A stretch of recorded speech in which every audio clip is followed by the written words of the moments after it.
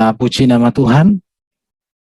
Malam hari ini saya akan menyampaikan satu topik, Yesus Kristus pengantara kita kepada Allah, atau Yesus Kristus pengantara antara Allah dengan manusia, yang menjadi nats dasar untuk perenungan kita pada kali ini terambil dari 1 Timotius pasal 2 ayat 5. Di sana tertulis, karena Allah itu Esa, dan Esa pula dia yang menjadi pengantara antara Allah dan manusia, yaitu manusia Kristus Yesus.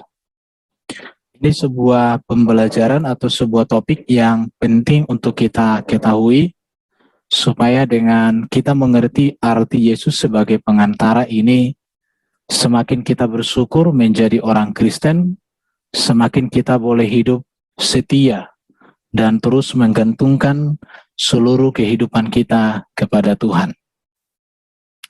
Saya akan mengawali juga dari arti pengertian dari kata pengantara.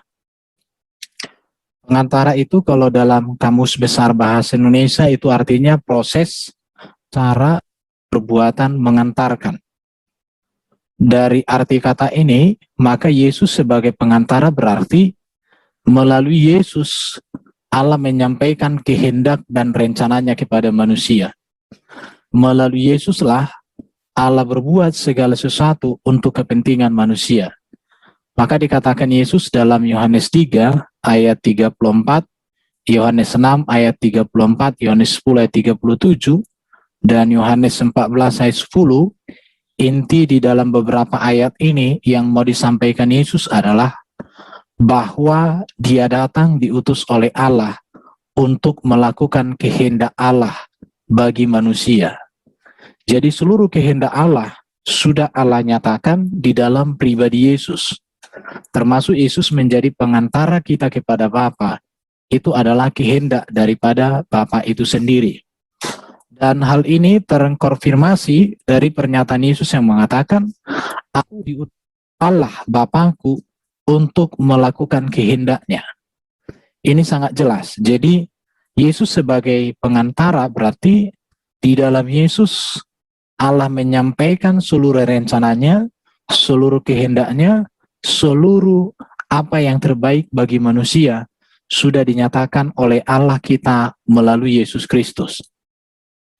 Jadi perantara adalah seorang yang bertindak sebagai penengah, yang berusaha menyelesaikan jarak pemisah di antara dua pihak demi mencapai sebuah kesepakatan. Jadi dari pengertian ini maka kita melihat bahwa Yesus adalah firman Allah. Firman-Nya Yesus diutus Allah untuk menengahi dirinya dengan manusia. Firman-Nya itulah Yesus diutus Allah menyelesaikan jarak pemisah antara manusia dengan dirinya. Allah mengatakan di dalam 2 Korintus 5 ayat 18 sampai 19, bisa dikatakan di dalam Ibrani pasal 2 ayat 17 dikatakan, Allah mendamaikan dirinya dengan manusia melalui firman-Nya yang Ia datangkan menjadi manusia, itulah Yesus Kristus. Kita tahu ketika manusia berdosa, yaitu Adam dan Hawa di Taman Eden, ketika manusia itu jatuh dalam dosa, kalau kita membaca di dalam Kejadian pasal 3, maka di dalam ayat 22 sampai dengan ayat 24, manusia itu diusir oleh Tuhan dari Taman Eden. Artinya manusia itu terpisah dari Tuhan. Bahkan manusia yang diciptakan menurut gambar dan rupa Allah, dikatakan bahwa gambar dan rupa Allah itu, otoritas yang diberikan Allah kepada Adam dan Hawa itu rusak karena dosa. Jadi Allah datang untuk menyelesaikan persoalan manusia, yaitu adanya jarak pemisah antara manusia dengan Allah, diselesaikan oleh Allah sendiri dengan cara mengutus firman-Nya menjadi manusia, Yesus Kristus. Jadi dari pengertian arti kata pengantara ini maka terbukti dengan jelas bahwa Yesuslah pengantara kita kepada Allah kita, kepada Bapa yang di surga. Mengapa harus melalui pengantara Yesus? Ini perlu untuk kita pikirkan. Memahami pertanyaan tersebut, maka harus memperhatikan dua hal berikut. Mengapa kita kalau mau mendekat kepada Allah harus melalui pengantara? Untuk memahami ini maka kita harus melihat hakikat Allah. Kita tahu bahwa Allah kita itu adalah Allah yang maha kudus, Allah yang maha adil, Allah yang maha kasih. Tetapi manusia setelah jatuh dalam dosa, maka disebut naturnya berdosa, terbatas, dan fana adanya. Di situ. Jadi Allah maha kudus. Ia menciptakan segala sesuatu dengan sempurna adanya. Bahkan seperti tadi saya katakan, bahwa manusia ia ciptakan menurut gambar dan rupanya. Artinya, manusia ketika diciptakan itu diberikan otoritas, diberikan kuasa, diberikan kemampuan untuk menjadi wakil Tuhan, wakil Allah di bumi dalam mengusahakan dan merencanakan atau memelihara semesta. Itu bisa kita lihat di dalam Kejadian pasal 1 ayat 26 sampai dengan 28. Dikatakan beranak cucu bertambah banyak, penuhilah bumi, berkuasalah atas ikan-ikan di laut, burung-burung di udara, dan segala sesuatu. Di situ. Tetapi manusia ciptaannya itu, yaitu Adam dan Hawa, gagal menjalankan tugas dan tanggung jawabnya sebagai wakil Allah di bumi. Di mana Adam dan Hawa ini melawan Allah dengan melanggar ketetapan Allah. Artinya bahwa mereka jatuh ke dalam dosa. Bagaimana manusia Adam dan Hawa jatuh ke dalam dosa, ini bisa kita baca di dalam Kejadian pasal 3 ayat 1 sampai dengan ayat 24.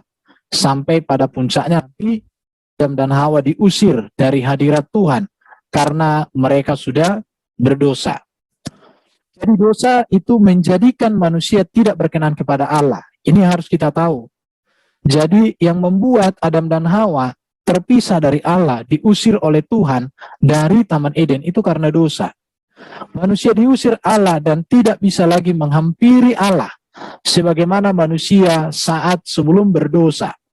Jadi sebelum manusia jatuh dalam dosa, manusia itu berkomunikasi langsung dengan Tuhan.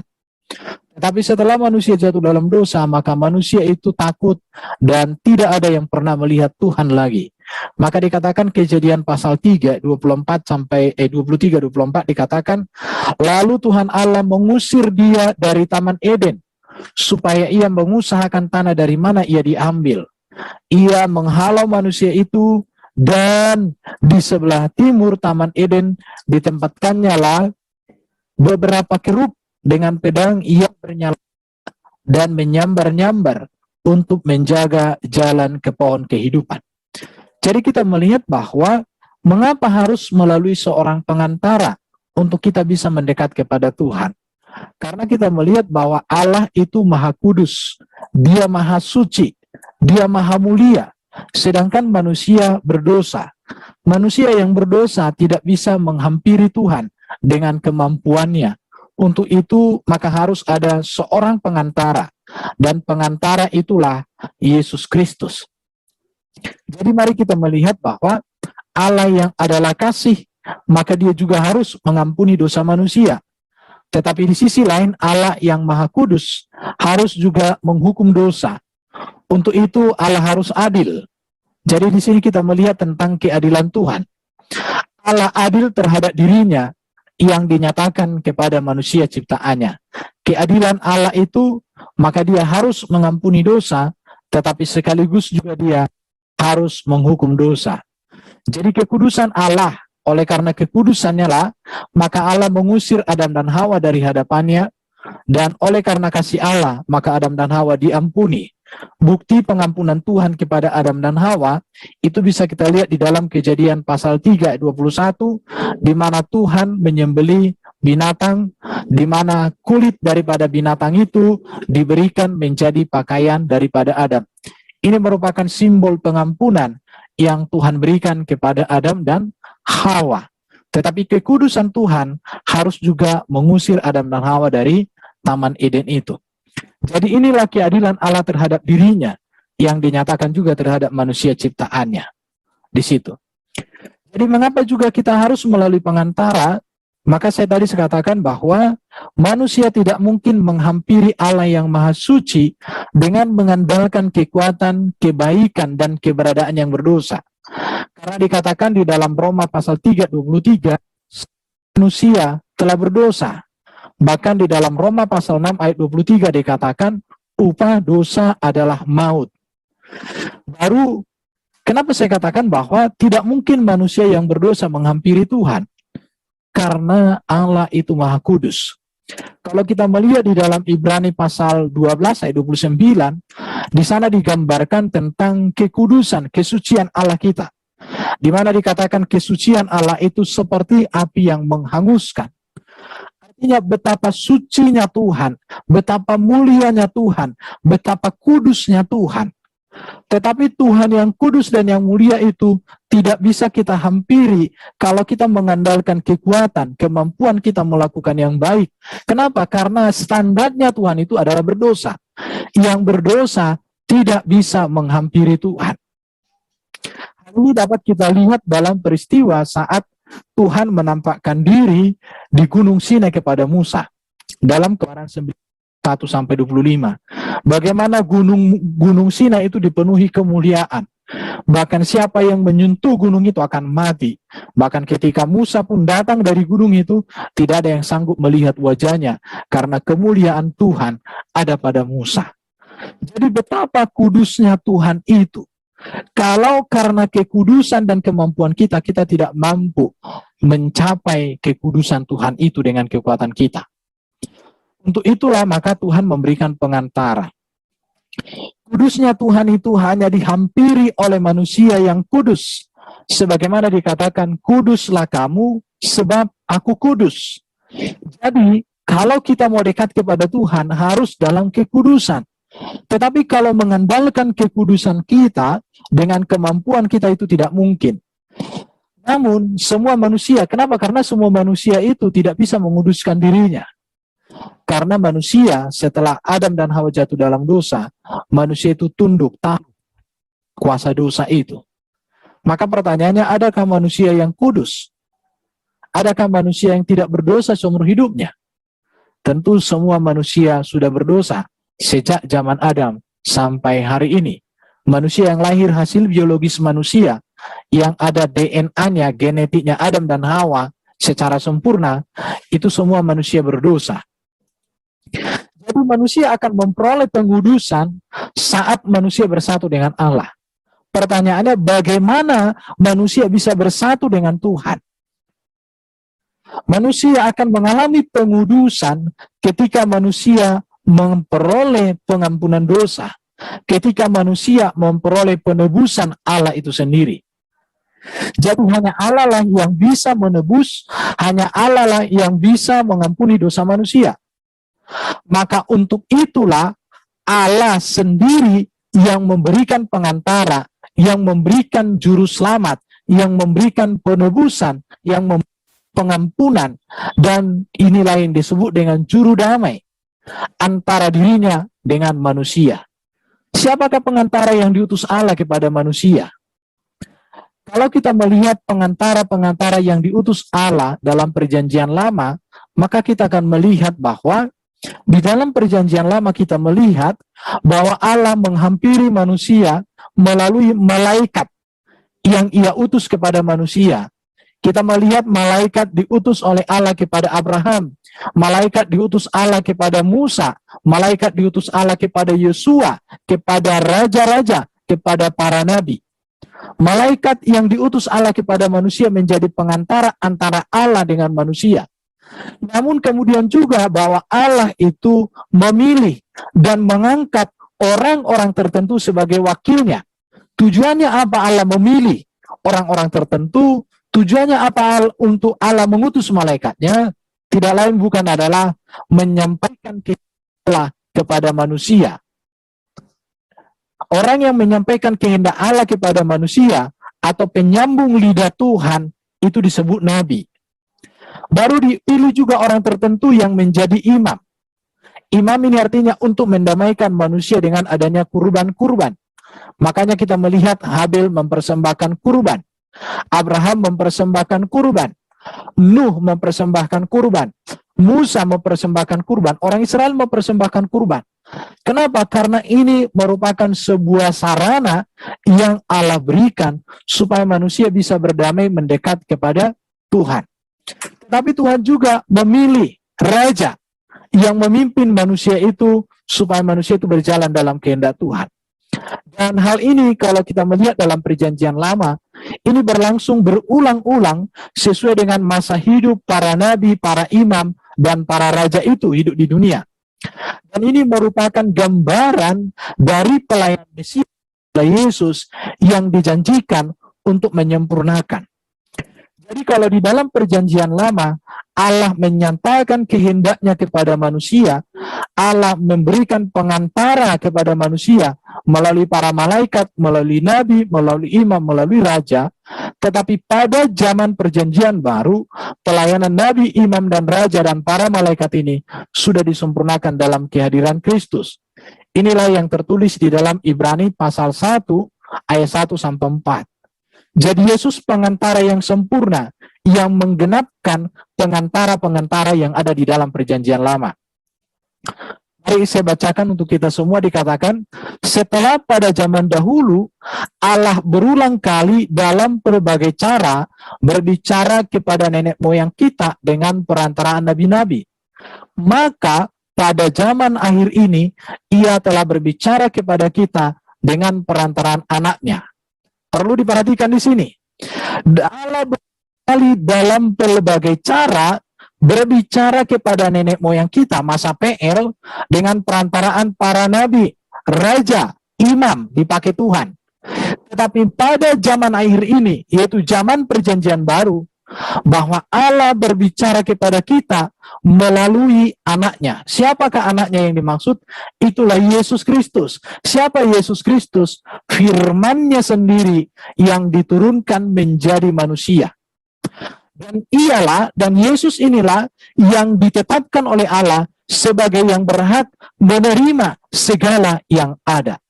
Jadi pendamaian dengan Allah kita dapatkan di dalam Yesus. Pengudusan dari Allah kita peroleh di dalam Yesus. Keselamatan dari Allah kita peroleh di dalam Yesus. Hidup kekal kerajaan surga kita peroleh melalui Yesus yang adalah firman-Nya sendiri yang diturunkan menjadi manusia. Maka dikatakan di sini, oleh Dia menjadikan alam semesta. Ia adalah cahaya kemuliaan Allah dan gambar wujud Allah, yang menopang segala yang ada dengan firman-Nya yang penuh kekuasaan. Dan setelah Ia selesai mengadakan penyucian dosa, Ia duduk di sebelah kanan yang maha besar, di tempat yang tinggi, jauh lebih tinggi daripada malaikat-malaikat. Sama seperti nama yang dikaruniakan kepadanya, jauh lebih indah daripada nama mereka. Jadi Yesus itu lebih tinggi dari malaikat, Yesus itu lebih tinggi dari para nabi, Yesus itu lebih tinggi daripada imam, Yesus itu lebih tinggi daripada nabi-nabi, raja, imam semuanya. Jadi kegenapan pelayanan Yesus, kegenapan karya Yesus sudah menyempurnakan apa yang terjadi di dalam kitab perjanjian lama. Jadi benarlah bahwa Yesus adalah pengantara kita yang sempurna. Di dalam Yesuslah kita menemukan kehendak Allah, rancangan Allah, program Allah, terbaik dari Allah untuk kehidupan kita. Maka di dalam Yesus kita berdamai dengan Tuhan. Di dalam Yesus kita mendapatkan penebusan dan pengampunan dosa kita. Maka Yesus lebih tinggi dari semuanya itu. Dan ini dasar Alkitab, maka kita sangat bersyukur bahwa kita memiliki Yesus dalam hidup kita. Di dalam Yesus dosa kita diampuni. Di dalam Yesus hidup kekal kita dijamin. Di dalam Yesus kita mengalami jaminan berkat-berkat secara jasmani di tengah-tengah perjalanan hidup kita. Jadi saya mau tegaskan bahwa Yesus adalah pengantara yang sempurna antara manusia dengan Allah. Para nabi, raja, dan imam memang adalah orang yang dipilih Tuhan menjadi pengantara dirinya dengan umat manusia. Tetapi kita melihat bahwa mereka sendiri pun adalah pengantara yang berasal dari dunia, bahkan mereka masih berdosa dan butuh pengampunan dosa. Pengantara Allah dengan manusia haruslah dari Allah. Allah dapat menghampiri manusia, tetapi manusia tidak dapat menghampiri Allah dengan kemampuannya. Untuk itulah Allah mengutus Yesus, firman jadi manusia, itulah Yesus Kristus, Yesus inilah yang menjadi pengantara yang datang atas kehendak Allah sebagai pengantara yang sempurna antara dirinya dengan manusia. Maka kita melihat di dalam Yohanes 3:16 dikatakan ya, karena begitu besar kasih Allah akan dunia ini, sehingga ia telah mengaruniakan anaknya yang tunggal, supaya setiap orang yang percaya kepadanya tidak binasa, melainkan beroleh hidup yang kekal. Dikatakan di sini bahwa Allah mengutus firman, anaknya yang tunggal. Mengapa Yesus disebut anaknya yang tunggal? Karena di dalam catatan Alkitab, catatan bapak-bapak gereja, hanya satu pribadi yang pernah hadir di dunia ini yang benihnya adalah firman jadi manusia. Maka Yesus itu anak tunggal Allah. Dan Allah itu dipanggil sebagai Bapa. Kenapa? Karena Bapa itu artinya darinya lah berasal segala sesuatu. Ini bisa kita baca nanti di dalam 1 Korintus 8 ayat 6, ayat 5 dan ayat 6. Kita melihat lagi di dalam Yohanes 14 ayat 6. Kata Yesus kepadanya, "Akulah jalan, kebenaran dan hidup. Tidak ada seorang pun yang datang kepada Bapa kalau tidak melalui aku." Jelas sekali di dalam ayat ini dikatakan akulah jalan. Tidak ada yang sampai kepada Bapa kalau tidak melalui aku. Ini membuktikan bahwa sebuah kebenaran yang dikerjakan oleh Allah kepada kita adalah bahwa Allah sendiri mengambil inisiatif memberikan jalan keselamatan, memberikan pengampunan, memberikan penebusan, memberikan keselamatan, memberikan hidup yang kekal di dalam Yesus Kristus. Jadi Yesus adalah firman yang diutus menjadi manusia, supaya melalui Yesus kita dipulihkan, melalui Yesus kita dibaharui, melalui Yesus kita diselamatkan, melalui Yesus kita bersatu dengan Bapa di surga. Banyak hal yang bisa kita bicarakan tentang hal ini dalam 1 Korintus pasal 15 ayat 28 atau 24 sampai 30-an dikatakan bahwa Allah menjadi semua di dalam semua. Itu sebuah kebenaran yang sangat luar biasa. Jadi saya mau tegaskan kepada kita bahwa Yesus pengantara satu-satunya yang sempurna dan pasti. Hanya ada satu pengantara di antara Allah dan manusia, dan itulah Yesus Kristus. Jadi karena Allah itu Esa pula dia menjadi pengantara antara Allah dan manusia, yaitu manusia Kristus Yesus. Yesus korban yang sempurna satu kali untuk selama-lamanya. Ini perlu kita baca nanti di dalam kitab Ibrani, bagaimana Yesus menyempurnakan seluruh korban yang dipersembahkan di pada zaman perjanjian lama, yaitu kurban yang persembahkan baik pagi dan petang, terlebih lagi kurban yang dipersembahkan 1 kali 1 tahun di ruangan maha suci, maha kudus, di mana darah itu dipercikan di atas tabut perjanjian. Dan ketika Yesus mati di kayu salib, maka darahnya itu tercurah di atas tabut perjanjian, maka terjadilah keselamatan. Pertanyaannya adalah, mengapa harus Yesus dan mengapa hanya Yesus sebagai pengantara yang pasti kepada Allah? Artinya tidak ada pengantara yang bisa menyelamatkan, yang bisa menebus kita, yang bisa menjamin kita masuk surga selain daripada Yesus. Karena para nabi, para imam dan raja di dalam perjanjian lama, mereka pun masih menantikan pengantara, itulah Yesus. Jadi walaupun mereka melakukan semua pelayanan dalam pengharapan akan kedatangan pengantara itu, tetapi kita tidak lagi menantikan pengantara. Pengantara itu sudah ada, sudah berkarya, sudah berbuat. Kita tinggal menerima, kita tinggal percaya, dan hidup di dalam kehendak sang pengantara itu. Saya akan menunjukkan di dalam Yohanes pasal 8 ayat 42. Dikatakan begini, kata Yesus kepadanya, hanya Yesus dan harus Yesus sebagai pengantara. Saya akan bacakan ayat-ayat ini untuk kita semua. Yohanes 8 ayat 42 dikatakan, kata Yesus kepada mereka, jikalau Allah adalah Bapamu, kamu akan mengasihi aku, sebab aku keluar dan datang dari Allah. Aku datang bukan atas kehendakku sendiri, melainkan Dia yang mengutus aku. Yohanes 12 ayat 32. Apabila aku ditinggikan dari bumi, aku akan menarik semua orang datang kepadaku. Yohanes 16 ayat 28. Aku datang dari Bapa dan aku datang ke dalam dunia. Aku meninggalkan dunia pula dan pergi kepada Bapa. Yohanes 18 ayat 37. Maka kata Pilatus kepadanya, jadi engkau adalah raja? Jawab Yesus, engkau mengatakannya bahwa aku ini adalah raja. Untuk itulah aku lahir dan untuk itulah aku datang ke dalam dunia ini, supaya aku memberi kesaksian tentang kebenaran. Setiap orang yang berasal dari kebenaran mendengarkan suaraku. Jadi mengapa hanya Yesus dan mengapa harus Yesus sebagai pengantara? Dari beberapa ayat yang saya tunjukkan ini, maka saya mengatakan hanya yang berasal dari Allah yang dapat memperkenalkan Allah dengan benar. Karena Yesus berasal dari Allah, yaitu firman-Nya, maka dikatakan firman itu keluar dari Allah menjadi manusia. Maka karena Yesus itu adalah firman Allah yang berasal dari Allah, maka ketika Yesus berbicara tentang Allah, tentang Bapa, itu dipastikan benar. Karena yang keluar dari Allah, memperkenalkan Allah, terjamin kebenarannya.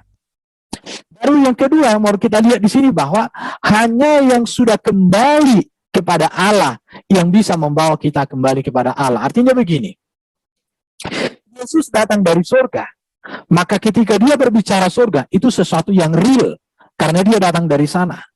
Dan ketika dia berbicara tentang membawa kita ke surga, karena dia sudah di surga, itu sebuah kebenaran. Beda dengan contoh seperti saya. Kalau saya katakan, ayo semua, keluarga Pudebora kita ke Amerika. Tapi saya sendiri aja nggak pernah dari Amerika. Saya juga nggak punya apa-apa di Amerika. Maka itu namanya pernyataan hanya janji-janji manis. Tetapi Yesus membuktikan, kamu percaya, aku datang dari surga, aku kembali ke surga. Siapa yang percaya kepadaku, maka keselamatan ada pada orang itu tersebut. Jadi hanya Allah, hanya yang berasal dari Allah dapat menjamin manusia dapat bersatu dengan Allah. Hanya yang diutus Allah yang dapat dan layak saya sebagai pengantara kepada Allah. Dari sini perlu kita tegaskan supaya kita benar-benar mengenal siapa Yesus ini, seluruh karyanya. Bahwa Yesus pengantara yang sempurna, posisinya adalah bahwa dia datang dari surga, memperkenalkan Bapa, memperkenalkan kehendak Bapa, memperkenalkan segala rancangan Bapa bagi kita. Dan ketika dia naik ke surga, dia juga memperkenalkan apa yang menjadi tujuan dan nilai kehidupan kita. Oleh karena itu, maka saya melihat Yesus sebagai pengantara, memang dia satu-satunya dan harus dia. Maka di luar Yesus, tidak ada orang bisa mengenal Tuhan, tidak ada orang bisa mengenal keselamatan, tidak ada orang bisa mengalami kedamaian. Karena Yesus mengatakan, damai sejahtera-Ku kuberikan kepadamu. Apa yang kuberikan tidak sama dengan apa yang diberikan oleh dunia ini kepadamu. Mengapa? Karena Yesus sumber damai sejahtera, Yesus sumber terang. Karena di dalam Yesuslah Allah sudah menyatakan segala sesuatu. Maka kalau kita baca di dalam pasal 1 dikatakan, di dalam Yesus itu kita akan mendapatkan karunia demi karunia. Itu bisa lihat di dalam Yohanes pasal 1 ayat dikatakan ayat 16. Karena dari kepenuhannya kita semua telah menerima kasih karunia demi kasih karunia. Sebab hukum Taurat diberikan oleh Musa, tetapi kasih karunia dan kebenaran datang oleh Yesus Kristus. Yohanes pasal 1 ayat 16-17 dengan tegas mengatakan bahwa di dalam Yesus itu kasih karunia yang sempurna kita dapatkan. Bukan hanya kasih karunia, tapi kasih karunia demi kasih karunia. Maka Yesus pengantara kita kepada Allah, pengantar kita kepada kerajaan surga, pembebas kita dari ikatan dosa dan maut dan iblis. Sungguh luar biasa posisi Yesus dalam keimanan kita sebagai orang Kristen. Saya akan menunjukkan lagi Kisah Rasul pasal 2 ayat 22 sampai 24 dan 32 dan 36. Saya bacakan saja. Orang Israel, dengarlah perkataan ini. Yesus dari Nazaret, seorang yang telah ditentukan Allah dan yang dinyatakan kepadamu dengan kekuatan-kekuatan dan mujizat-mujizat dan tanda-tanda yang dilakukan oleh Allah dengan perantaraan dia di tengah-tengah kamu, seperti yang kamu tahu. Dia yang diserahkan Allah menurut maksud dan rencananya telah kamu salibkan dan kamu bunuh oleh tangan bangsa-bangsa durhaka. Tetapi Allah membangkitkan dia dengan melepaskan dia dari sengsara maut, karena tidak mungkin ia tetap berada dalam kuasa maut itu. Yesus inilah yang dibangkitkan Allah, dan tentang hal itu kami semua adalah saksi. Jadi seluruh kaum Israel harus tahu dengan pasti bahwa Allah telah membuat Yesus yang kamu salibkan itu menjadi Tuhan dan Kristus. Tuhan di sini artinya penguasa. Jadi hanya Yesus dan harus Yesus yang menjadi pengantara, penyelamat, menjadi juru damai yang membawa kita merdeka atas kuasa maut, dosa dan iblis, dan membawa kita hidup berkemenangan sampai kita kelak masuk ke dalam kerajaan surga. Itu sebuah kepastian. Saya akan bacakan beberapa ayat bukti-bukti bahwa hanya Yesus dan harus Yesus sebagai pengantara, di luarnya tidak ada. Saya bacakan saja Ibrani pasal 7 ayat 25 dikatakan. Karena itu ia sanggup menyelamatkan dengan sempurna semua orang yang oleh dia datang kepada Allah. Saya ulangi, ia sanggup menyelamatkan dengan sempurna. Siapa? Semua orang yang oleh Kristus datang kepada Allah. Sebab Yesus hidup senantiasa untuk menjadi pengantara mereka. Jadi di dalam Yesus keselamatan yang sempurna kita peroleh. Karena di dalam Yesuslah kita memiliki jalan keselamatan. Karena Yesus berkata, akulah terang dunia, akulah jalan kebenaran dan hidup, akulah gembala yang baik, akulah roti hidup yang datang dari surga. Jadi betul sekali hanya seorang pengantara yang pasti dan harus kita percaya. Ibrani pasal 8 ayat 6 dikatakan, tetapi sekarang ia telah mendapat suatu pelayanan yang jauh lebih agung, karena ia menjadi pengantara dari perjanjian yang lebih mulia, yang didasarkan atas janji yang lebih tinggi. Yesus memberikan sebuah perjanjian keselamatan yang menggenapkan seluruh kitab-kitab para nabi di dalam kitab perjanjian lama. Sungguh luar biasa. Ibrani pasal 9 ayat 15. Karena itu ia adalah pengantara dari suatu perjanjian yang baru, supaya mereka yang telah terpanggil dapat menerima bagian kekal yang dijanjikan. Sebab ia telah mati untuk menebus pelanggaran-pelanggaran yang telah dilakukan selama perjanjian yang pertama. Ibrani 12 ayat 24. Dan kepada Yesus Kristus, pengantara perjanjian baru, dan kepada darah pemercikan yang berbicara lebih daripada darah Habel. Darah Habel berbicara untuk keselamatannya, tetapi darah Yesus berbicara untuk keselamatan seluruh umat manusia.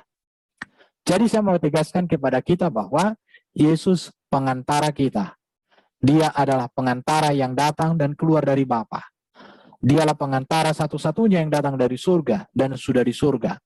Maka karena itu seluruh janji tentang kehidupan kita, baik perkara jasmani, baik perkara rohani, baik perkara di dunia ini, bahkan setelah selesai kita menjalankan perjalanan hidup dari dunia ini, sudah sempurna, tersedia di dalam Yesus. Oleh karena itu, marilah kita tiap-tiap hari hidup berpusat pada Kristus. Mari kita mengandalkan Kristus. Mari kita bersekutu kepadanya melalui ibadah-ibadah kita. Membaca Alkitab setiap hari, tiada hari tanpa baca Alkitab. Bukan tiada hari tanpa main game. Tiada hari tanpa ribut.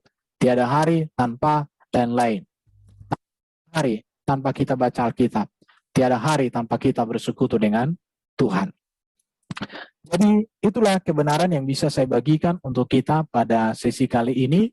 Yesus Kristus pengantara satu-satunya yang pasti antara Allah